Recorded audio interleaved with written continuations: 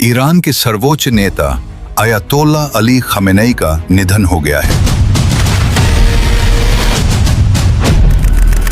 Washington post Khamenei Iran के सबसे बड़े नेतृत्वकर्ता थे और वे बहुत लंबे समय तक देश के सबसे शक्तिशाली नेता रहे। विकिपीडिया और किसने किया है हमला। खमेनेई की मौत संयुक्त रूप से संयुक्त राज्य अमेरिका और इजराइल द्वारा किए गए हवाई हमलों के बाद हुई है। ये हमले ईरान के रक्षा तंत्र और नेतृत्व के खिलाफ किए गए थे। विकिपीडिया ये दोनों देशों ने ईरान पर बड़े पैमाने पर हवाई और मिसाइल हमले किए, जिनका दावा उन्होंने सुरक्षा कारण बताते हुए किया। द वीक किन देशों / गुटों का इसमें रोल है।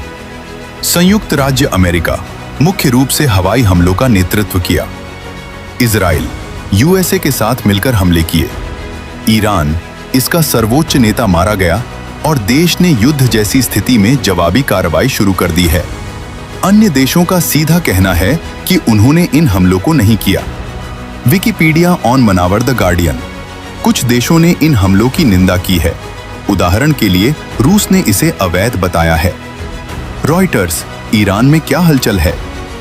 ईरानी जनता और सरकारी समूहों ने शोक मनाया और अमेरिका तथा इजराइल के खिलाफ विरोध प्रदर्शन भी हो रहे हैं। द गार्डियन ईरान ने बड़ी संख्या में जवाबी मिसाइल और ड्रोन हमले भी शुरू किए हैं। एपी न्यूज इससे मध्य पूर्व में संपूर्ण युद्ध की स्थिति बन सकती है। शीर्षक ईरान के सर्वोच्च नेता की मौत और उसके प्रभाव।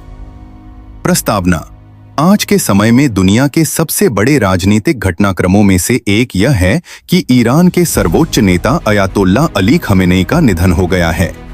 यह घटना केवल ईरानी राजनीति का हिस्सा नहीं है, बल्कि इससे दुनिया के कई देशों की राजनीति, सुरक्षा और आर्थिक स्थितियां प्रभावित हो रही हैं। द वॉशिंगटन पोस्ट पृष्ठभूमि अयातोल्ला अली खमेनेई 1989 से ईरान के सर्वोच्च नेता थे और वे ईरानी शासन का सबसे बड़ा फैसले लेने वाला व्यक्ति थे। उनके पास सेना, न्यायपालिका और विदेश नीति सहित सभी महत्वपूर्ण शक्तियां थीं। विकिपीडिया वे ईरान इराक युद्ध, परमाणु समझौतों और कई आंतरिक संघर्षों के दौरान प्रशासक रहे। उनकी नीतियां अक्सर पश्चिमी देशों खासकर अमेरिका और इजराइल के साथ तनातनी में रही हैं। ऑफ इंडिया मुख्य घटना फरवरी 28, 2026 को अमेरिका और इजराइल ने ईरान पर संपूर्ण हवाई हमले किए। इन हमलों का नाम संयुक्त रूप से ऑपरेशन एपिक फ्यूरी कहा जाता है। इन हमलों में खमेनेई का कार्यालय निशाना बनाया गया और उनके सहित कई वरिष्ठ अधिकारियों की मौत हो गई। विकिपीडिया हमले में कौन कौन शामिल थे। ये हमले संयुक्त राज्य अमेरिका और इजराइल ने मिलकर किए। इन दोनों देशों ने ईरान के सैन्य ठिकानों, मिसाइल साइटों और सेनापति कमांडर कार्यालयों को निशाना बनाया। विकिपीडिया यूएसए ने कहा कि उन्होंने खमेनेई पर हमला इसलिए किया क्योंकि वे ईरान के परमाणु कार्यक्रम और मिलिट्री शक्ति को खत्म करना चाहते थे। इजराइल का कहना है कि यह अपना सुरक्षा उपाय है। द वीक उत्तर और प्रतिक्रिया ईरान ने हमले पर कड़ा विरोध जताया है। ईरानी सरकार ने कहा कि यह हमला अवैध और आक्रमणकारी है और जवाब में मिसाइल और ड्रोन हमलों की चेतावनी दी है। एपी न्यूज कई देशों ने भी इस घटना पर बयान जारी किए हैं। रूस ने इस हमले की निंदा की है और कहा है कि यह अंतर्राष्ट्रीय कानून का उल्लंघन है।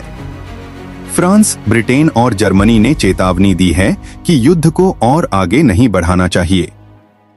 रॉयटर्स ईरान में प्रतिक्रिया ईरान के अंदर लोगों के बीच भारी भावनाएं उभर रही हैं।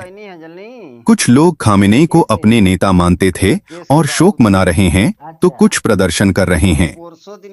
ईरान में सरकारी स्तर पर 40 दिनों के शोक की घोषणा भी की गई है।